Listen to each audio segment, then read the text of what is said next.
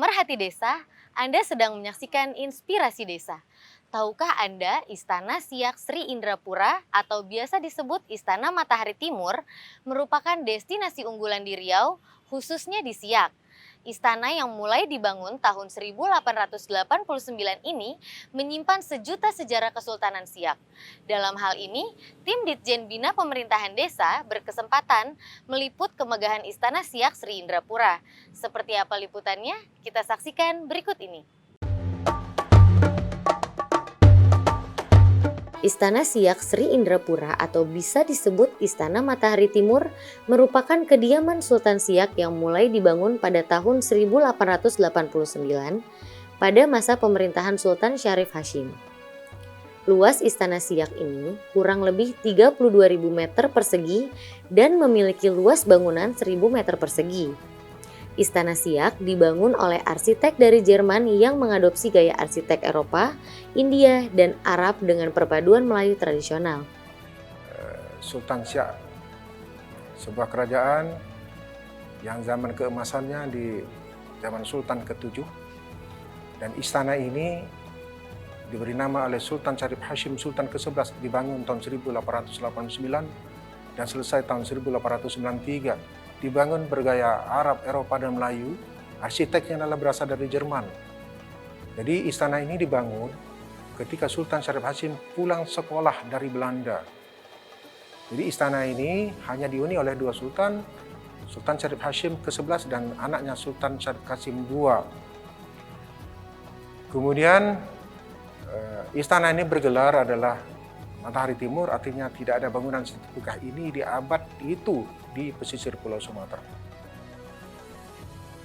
Memasuki bagian dalam Istana Siak Sri Indrapura, Anda akan menjumpai banyak barang peninggalan yang masih terawat dengan baik.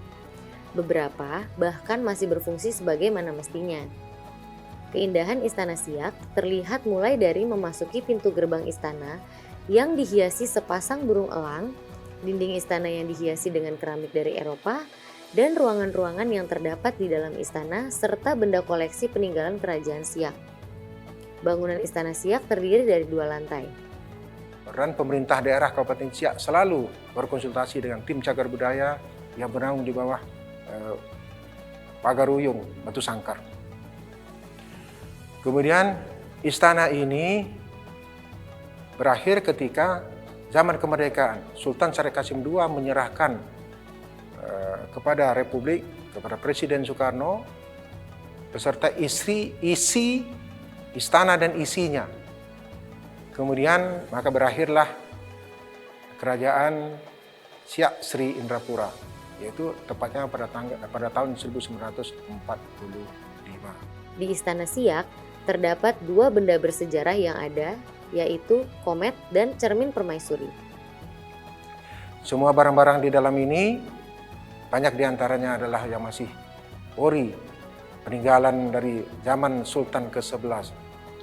Di antaranya adalah yang paling diminati oleh para pengunjung, di antaranya adalah komet yang konon cuman ada 2 di dunia, satu lagi di Berlin, Jerman Timur, yang satu lagi di Siak Sri Indrapura, dan itu masih berfungsi. Kemudian ada cermin permaisuri yang konon katanya dibilang cermin awet muda, tapi sebenarnya di situ adalah ada amalan daripada permaisuri setiap cermin. Istana Siak di masa pandemi COVID-19 menerapkan protokol kesehatan. Untuk menikmati kemegahan Istana Siak, pengunjung hanya merogoh kocek sebesar Rp10.000. Istana Siak buka mulai pukul 8 pagi hingga jam 4 sore. Inilah sekilas peninggalan sejarah bukti dari kebesaran kerajaan Siak Sri Indrapura dari raja yang pertama Raja Keci dan berakhir di zaman Sultan Syarif Qasim II di tahun 1945. Istana Siak bukti sejarah kebesaran kerajaan Melayu Islam di Riau. Dari Siak, TV Bina Pemdes melaporkan. Bagaimana? Anda ingin mengunjungi Istana Siak? Pasti mengesankan.